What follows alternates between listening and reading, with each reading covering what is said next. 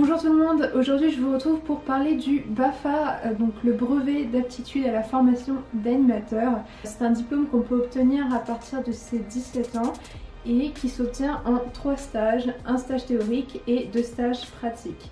Ce diplôme sert à devenir animateur ou animatrice pour travailler dans les centres de loisirs ou les colonies de vacances auprès d'enfants ou d'adolescents. J'ai ce diplôme depuis maintenant 5 ans et je voulais vous donner quelques raisons de devenir animateur et d'avoir le BAFA si jamais vous hésitez ou vous n'êtes pas sûr, car c'est un diplôme qui offre beaucoup d'opportunités autant en tant que travailleur, donc animateur, mais aussi au plan humain et personnel.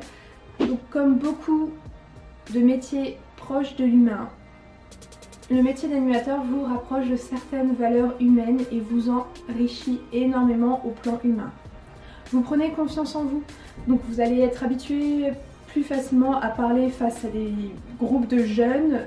Finalement, il n'y a pas tellement de différence par rapport à des groupes de personnes adultes.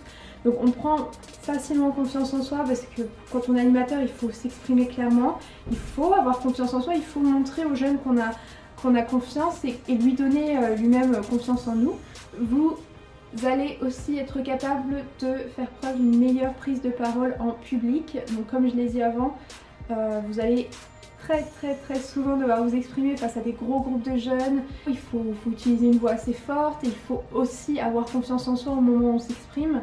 Donc petit à petit vous allez prendre cette habitude et surtout vous allez apprendre à vous organiser. Une colonie de vacances et dans un centre de loisirs, il faut toujours beaucoup s'organiser, surtout qu'en général vous vous organisez pour des groupes de personnes. On apprend aussi à gérer tout type de situation. Imaginez que vous avez un groupe d'enfants ou un groupe d'adolescents, il peut se passer beaucoup de choses, alors pas d'inquiétude, il ne se passe jamais rien de grave si vous êtes bien organisé, que vous avez une bonne équipe autour de vous. Mais ce que je veux dire, c'est que entre Thomas qui se blesse le doigt ou un tel qui va se perdre à un moment donné pendant une sortie, voilà, vous allez vous retrouver dans un rush, vous allez être stressé, vous allez devoir réfléchir à la situation, prendre les choses en main. Et oui, c'est des choses qui arrivent, mais une fois qu'on l'a fait, une fois qu'on a appris comment gérer ce genre de situation, bah après on est vraiment OP pour n'importe quelle situation délicate. Donc je vous dis, ça c'est vraiment pratique. Aussi, moi j'ai commencé, quand j'ai été animatrice la première fois, j'avais que 18 ans. Donc je me sentais encore un petit peu jeune dans ma tête. Mais j'ai été surprise de voir comment, même à cet âge-là, qu'on soit un garçon ou une fille, hein, on peut apprendre à gérer des crises relationnelles avec des enfants de très bas âge comme des adolescents. Et c'est très enrichissant de savoir faire ça parce que petit à petit on devient très doué dans sa relation avec les autres, quel que soit leur âge. On s'adapte à la personne qu'on a en face de soi et ça c'est quelque chose que l'animation nous apprend et c'est vraiment une richesse incroyable dans n'importe quel domaine et ça me sert encore aujourd'hui. L'animation c'est quand même un boulot où on est censé travailler dans une ambiance cool et décontractée.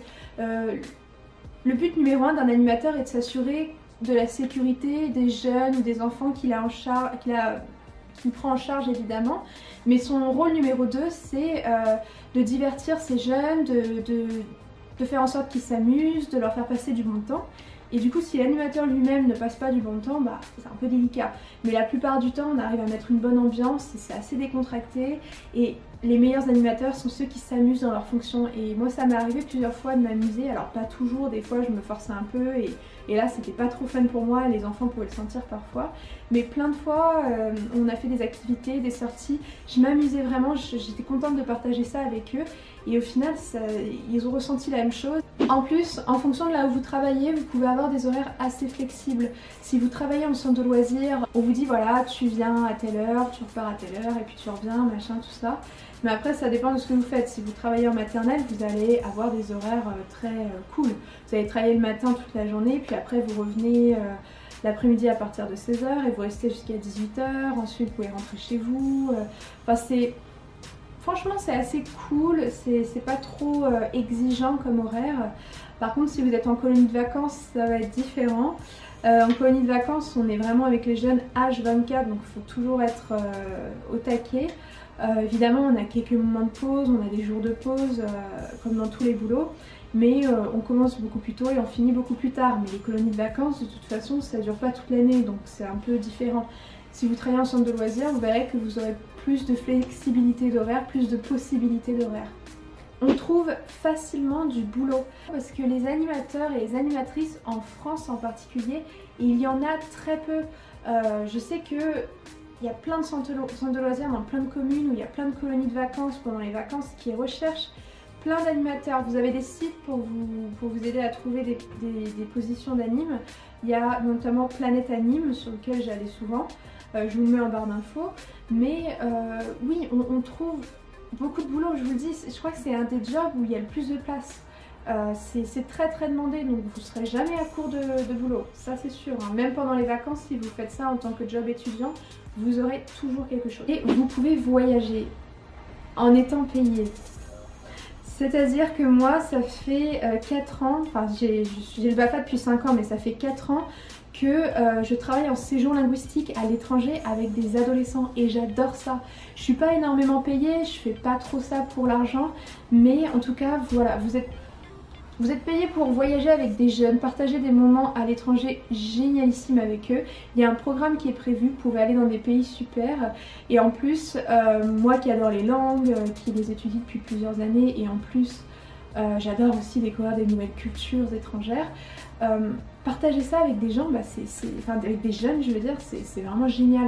Donc voilà, ça c'est la dernière raison. Bien sûr on est tous dans l'animation pour des raisons différentes, il y en a qui préfèrent travailler avec la petite enfance, d'autres qui préfèrent être avec des ados. Vous voyez ce que vous voulez faire. Moi ce que je préfère c'est les séjours linguistiques avec des jeunes et c'est ce que je fais depuis plusieurs années et c'est vraiment génial. Voilà, j'espère que cette vidéo vous a plu. Je pourrais vous parler plus en détail du BAFA si ça vous intéresse, n'hésitez pas à me le dire en commentaire. Et si vous êtes sur le point de le passer, je vous dis bon courage. Et si vous hésitez encore, si vous sentez que vous seriez bien avec des jeunes, avec des enfants, et si vous cherchez tout simplement soit un boulot à faire dans votre vie, soit un job étudiant, c'est vraiment génial. J'ai écrit un article dessus sur mon blog perso qui a en barre d'infos, mais que je peux aussi vous mettre là-haut, là en titre. N'hésitez pas à aller le consulter, je vous donne un peu plus de détails sur les stages, sur le déroulement des stages et sur comment obtenir le diplôme, comment s'inscrire et aussi sur mes colos, je vous donne un peu plus de détails. N'hésitez pas à le consulter. En attendant, je vous dis à très bientôt et je vous souhaite encore une fois une très bonne année. Bye!